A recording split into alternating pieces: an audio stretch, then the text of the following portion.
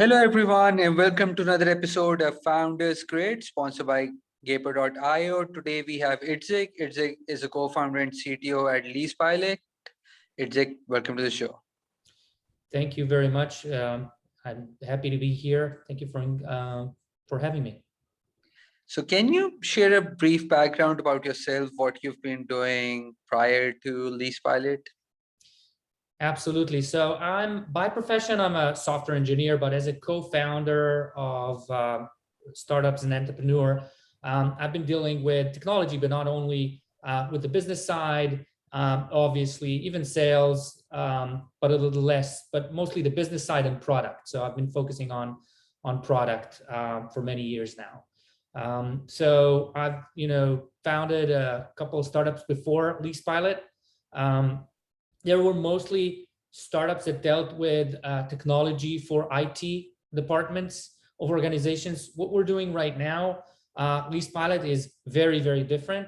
It, I believe, serves a business need for real business units in organizations, more specifically legal teams in real estate organizations, commercial real estate. Large landlords are using it to speed up their drafting and to speed up their access to data. Got it. Makes sense, I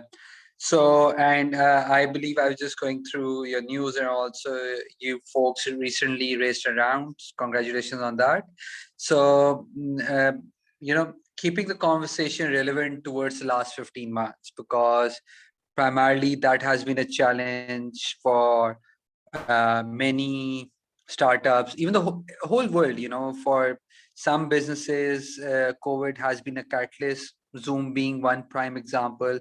For others, it has affected a lot.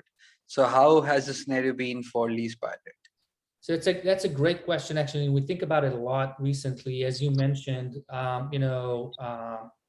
we've been forced to move to remote. And traditionally, my co-founder and myself were great believers in co-location and in collaboration in person, and in working at the same office to increase the productivity, increase the communication skills or capabilities, and really provide a better product.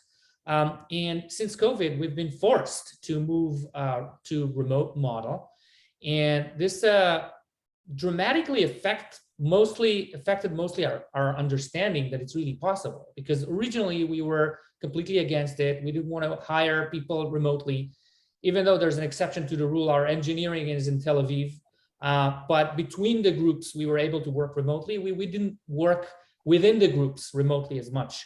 And so it changed quite dramatically with COVID actually imposing us a situation where we couldn't work at the same office.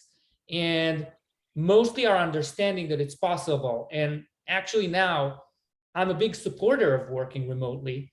That's a big change that our organization went through, and we got to a point where we really understand where things are at and how we can work together in a remote setup.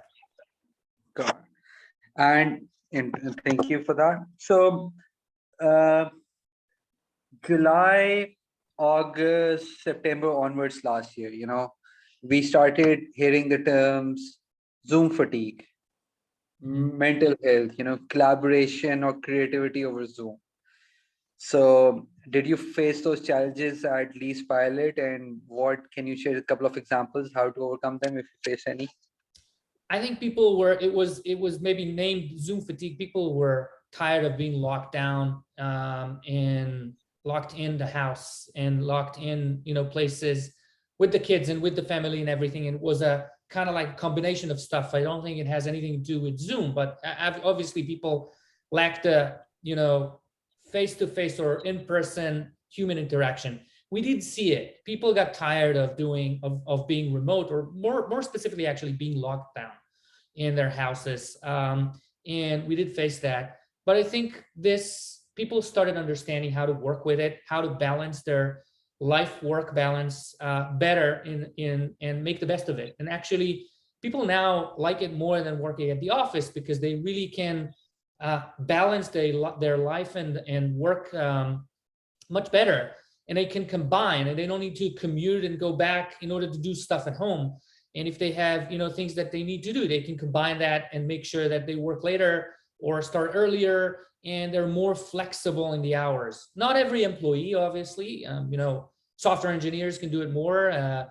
People that have self-independent work can do it more. Salespeople obviously have risk constraints on that. They need to spend the right time of the day selling, and they need to spend the right time of the day prospecting and doing other activities.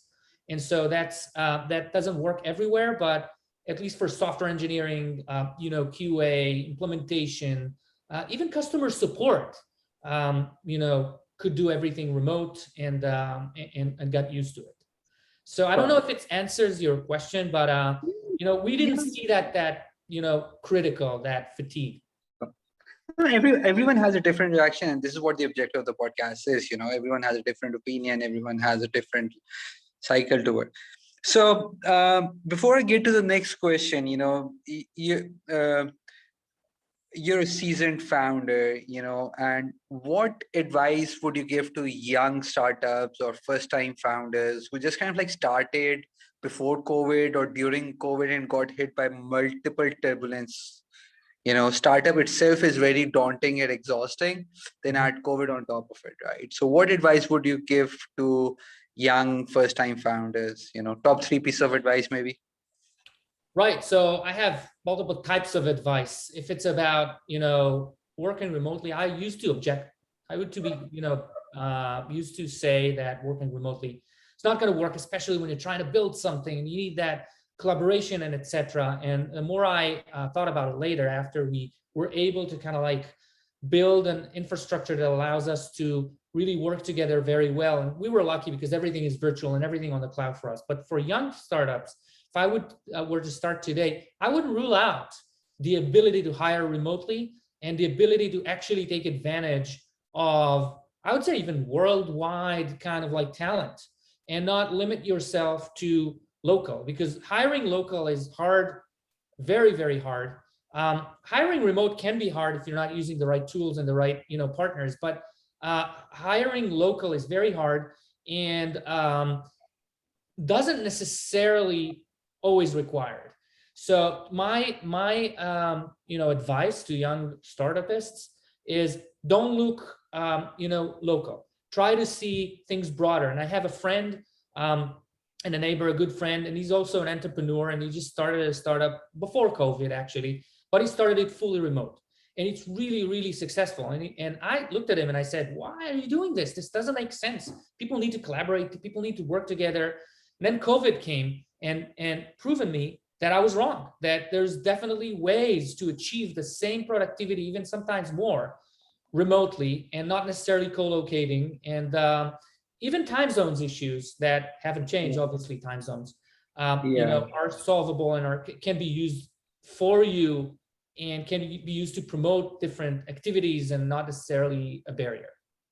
True. No, that's a good piece of advice. That's it. So last 2 questions, where do you see LeasePilot 3 years from now?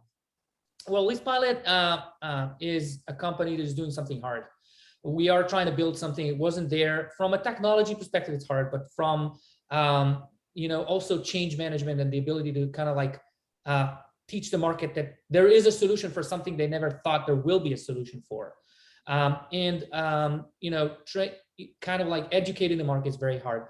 In the next 3 years, I see us ramping up with that because people start to realize that there's a big problem that we're solving. So I see LeasePilot really taking off quite dramatically in about two years-ish, and kind of like seeing that hokey poke shape. So I do feel like in 3 years we should be a much bigger company, serving large commercial real estate landlords around the world, and obviously growing internally in terms of engineering capabilities, product, and things like that. So I definitely see us affecting and making an impact on commercial real estate, and more specifically lease negotiation process, and making a dramatic change there. Got it. Last question, Itzhak.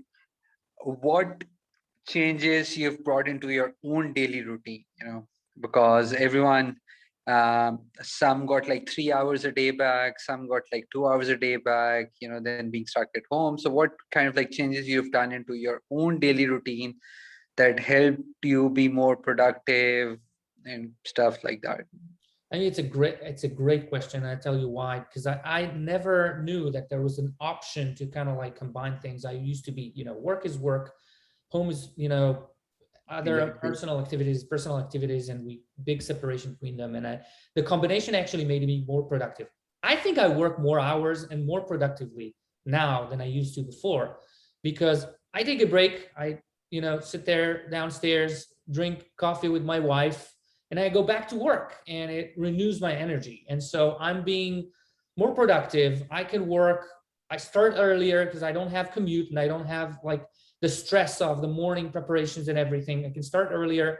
I can sometimes have activities later in the evening, and I don't feel like I'm burnt because I have spaces in between. I can say, okay, now I have half an hour. I can vacuum clean. I can go mow the lawn, and do other activities that kind of like, get fresh air and clean your mind and allow you to get back to work with renewed energy.